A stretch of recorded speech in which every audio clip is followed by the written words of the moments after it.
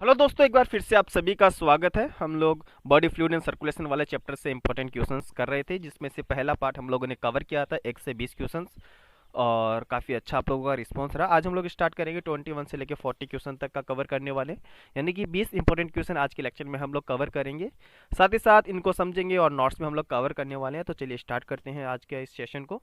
पहला क्वेश्चन की बेटा हम लोग बात करते हैं, ध्यान से पढ़ना ध्यान से पढ़ना बेटा जी।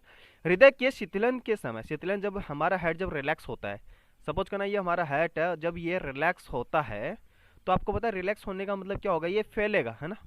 रिलैक्स होने का मतलब क्या होगा, फैलेगा। जब हेड जब फैलता है तो अंदर की साइड क्या आता है, ब्लड आता है, राइट। जब हेड रिलैक्स हो रहा होता है तब ये फैलता है, जब फैलता है तो अंदर की साइड क्या आएगा, ब्लड आएगा।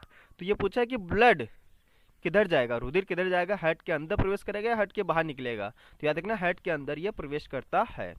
नेक्स्ट क्वेश्चन की बेटा बात करें तो मनुष्य का हृदय होता है, इंपॉर्टेंट क्वेश्चन है, काफी बार ये रिपीट हुआ है क्वेश्चन।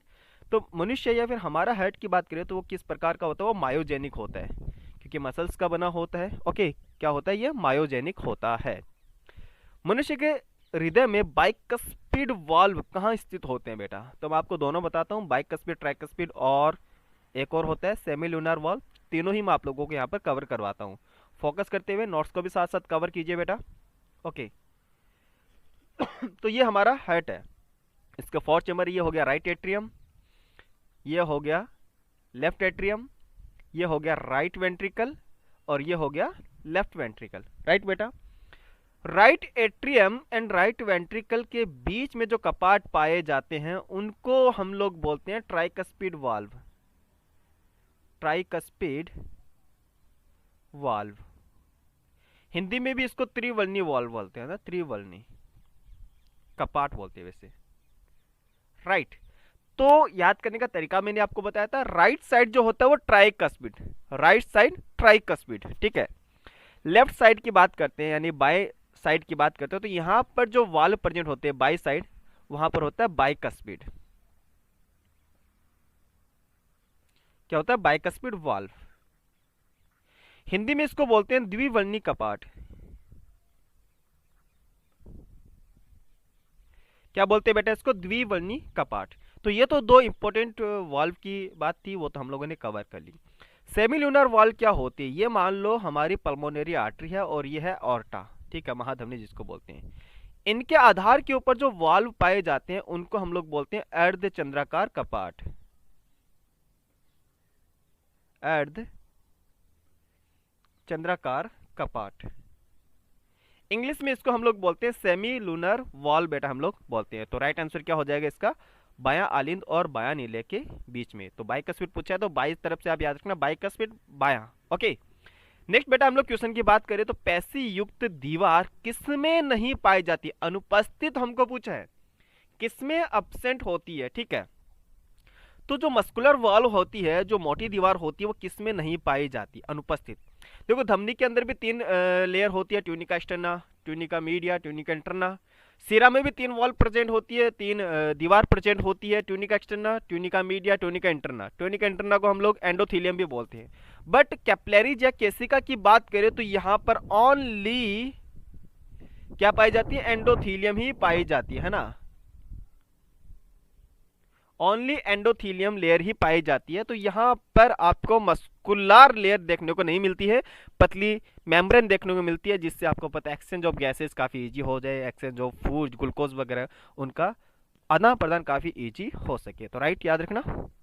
नेक्स्ट क्वेश्चन की बात करें तो नब्ज की दर मापी जाती है, जो ब्लड प्रेशर मापते हैं वो कहाँ से मापते हैं, सीरा से मापते हैं, धमनी से मापते हैं, तंत्रिका से मापते हैं या फिर कैपिलरीज से मापते हैं। तो बेटा याद रखना, जो रेट होती है हमारे हार्ट रेट की, वो मापी जाती है हमारे आर्टरी से। किससे मापते हैं हम लोग, आर्टरी से मापते हैं।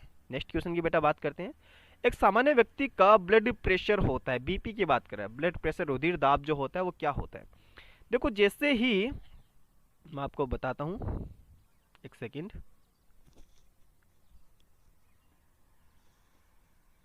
ओके, ध्यान से समझना।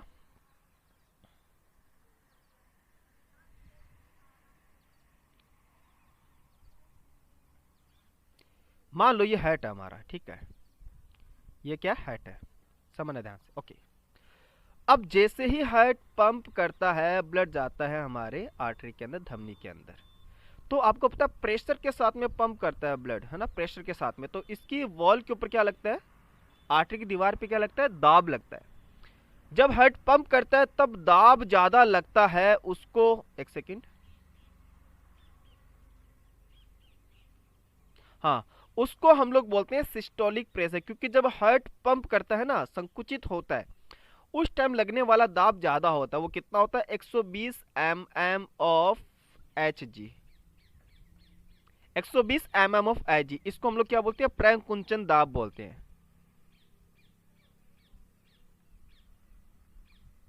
राइट।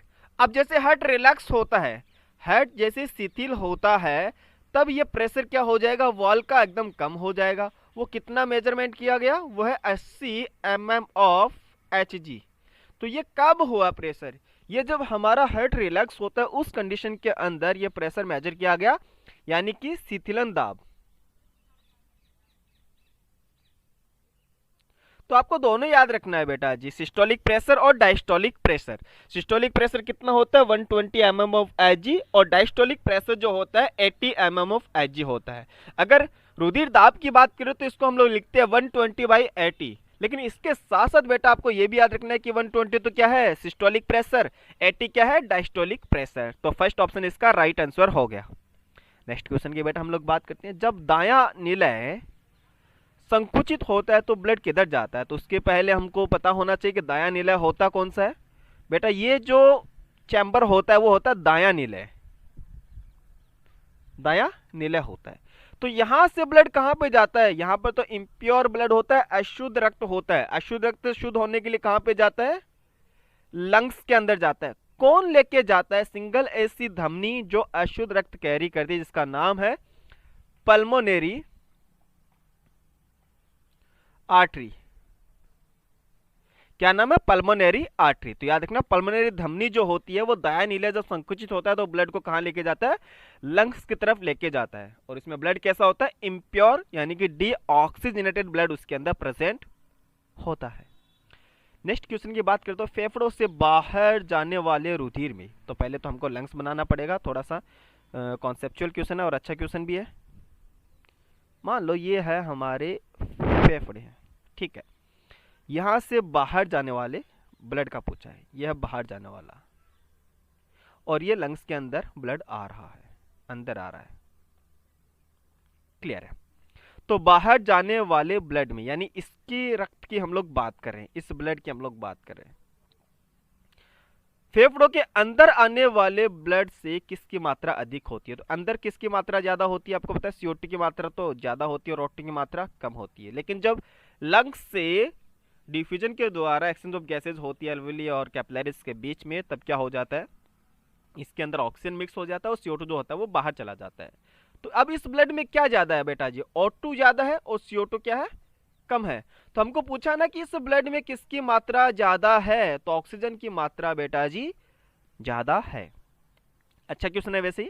नेक्स्ट क्वेश्चन की बात करें तो गति प्रेरक प्रभावित करता है।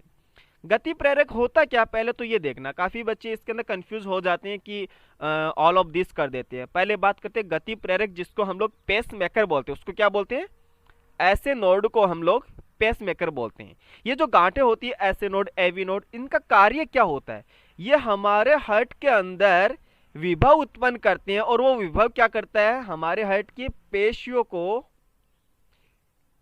को संकुचित करता है बेटा जी, है ना, क्या करता है, संकुचित करता है, कॉन्ट्रैक्ट करता है, उन पेशियों को संकुचित करता है। तो गति प्रेरक किस चीज को प्रभावित करता है, हृदय की पेशियों को संकुचन के लिए प्रभावित करता है, यानी हृदय की जो पेशियां होती है उनमें संकुचन होता है। अब देखो, जितना ज्यादा विभव उत्पन्न होगा उतनी ज्यादा बार वो हार्ट जो होता है वो संकुचित होता है। हमारे केसेस की बात करें, ह्यूमन बीइंग की बात करें, तो ऐसे नोड जो होता है वो 1 मिनट में 70 से 75 क्रिया विभव उत्पन्न करता है, यानी कि हमारा हृदय उतनी बार संकुचित होता है। और आपको पता है यार, अगर संकुचित होगा तो वो रिलैक्स भी होगा, सीधी सी बात है। ऐसा तो है नहीं कि सिर्फ संकुचित हुआ तो बस उसी कंडीशन में वो पड़ा रहेगा, ऐसा नहीं होता।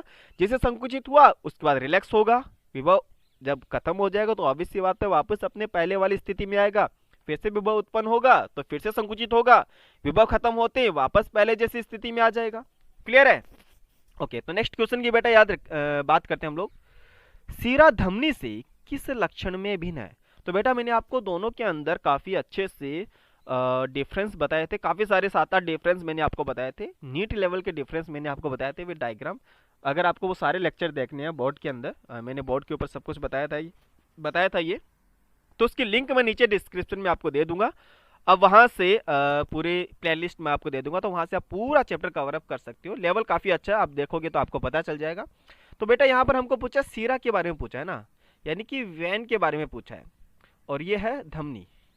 तो वेन के अंदर आपको पता है अंदर की साइड देखो, वेन के अंदर 3 लेयर होती है जो मैंने आपको बताई थी, और सीरा में भी बेटा जी 3 लेयर होती है ना, सीरा में भी कैसी होती है, 3 लेयर होती है। तो देखो सीरा के अंदर जो स्पेस होता है, ठीक है, जो स्पेस होता है वो कम होता है, अवकाश जो होता है वो कम होता है, ल्यूमेन जिसको बोलते हो। सीरा के अंदर जो होता है, हाँ मैंने ये धमनी के बताया बेटा जी, ये धमनी है, ठीक है, सॉरी ये धमनी है। तो धमनी के अंदर अवकाश क्या होता है, कम होता है। बट सीरा की बात करें, सीरा के अंदर अवकाश ज्यादा होता है। अवकाश ज्यादा होने का मतलब इनकी जो दीवार होती है वो पतली होती है, और धमनी की जो दीवार होती है बेटा जी वो मोटी होती है, इस रीजन के कारण। और आपको पता है मोटी दीवार होना जरूरी भी है, क्योंकि हमारा हृदय काफी फोर्सफुली ब्लड पंप करता है धमनी के अंदर, और कहीं धमनी रैप्चर हो गई तो, फट गई तो दिक्कत हो जाएगी ना। इसलिए उसकी दीवार जो होती है मोटी होती है। अगर आपको पता दीवार मोटी हो जाएगी और अंदर का जो ल्यूमेन होता है, अवकाशी का होता है, वो संकरी हो जाएगी। ठीक है, उसके बाद बेटा जी याद करना कपाट के बारे में मैंने आपको बताया था।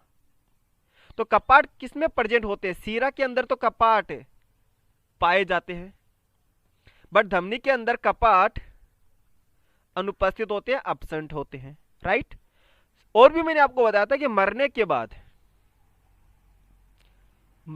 बाद सीरा में तो ब्लड पाया जाता है, ब्लड प्रेजेंट, बट धमनी के अंदर मरने के बाद ब्लड अब्सेंट होता है, उसमें नहीं पाया जाता है। तो हमको तो सिर्फ लक्षण पूछा है, तो कपाट होते हैं, कैविटी सक्रिय होती, कपाट होते हैं बिल्कुल, हाँ ये पहले सही हो रहा है, पहले और देखते हैं। सक्रिय होते नहीं, कैविटी जो होती है सक्रिय थोड़ी ना होती है। देखो अवकाश तो ज्यादा होता है, तो ये नहीं है। दीवार पेशी है, देखो इसकी दीवार पतली होती है, इसकी मोटी होती है, ये भी नहीं है। दीवार वर्णन की होती है, ये कुछ सही नहीं है। तो फर्स्ट इसका राइट आंसर हो गया। क्लियर है बेटा? सारे डिफरेंस मैंने काफी अच्छे से बताए लेक्चर के अंदर, तो आप वहां से भी इस चीज को देख सकते हो अच्छे से। नेक्स्ट क्वेश्चन की बेटा हम लोग बात करते हैं इसके अंदर प्रकुंचन दाब। प्रकुंचन दाब क्या होता है? सिस्टोलिक प्रेशर, है ना, सिस्टोलिक प्रेशर शीतलन दाब से अधिक होता है, क्यों? देखो जब हमारा हार्ट, प्रकुंचन दाब होता कौन सा है, पहले तो ये देखो, हार्ट क्या करता है, फोर्सफुली ब्लड को पंप करता है, एकदम दबाव के साथ रक्त को भेजता है, जिससे सिस्टोलिक प्रेशर ज्यादा आता है और डायस्टोलिक प्रेशर जो होता है वो कम हो जाता है। तो राइट आंसर क्या हो जाएगा? डी ऑप्शन इसका राइट आंसर हो जाएगा। प्रकुंचन के समय ब्लड जो होता है वो धमनी के अंदर दबाव के साथ भेजा जाता है, क्योंकि आपको पता है यार इतना प्रेशर से भेजा जाता है कि हमारे बॉडी की हर एक पार्ट तक रक्त पहुंच जाए। 0.8 सेकेंड के अंदर आप देखो पूरा बॉडी के अंदर ब्लड पहुंच जाता है। नेक्स्ट क्वेश्चन की बेटा हम लोग बात करें।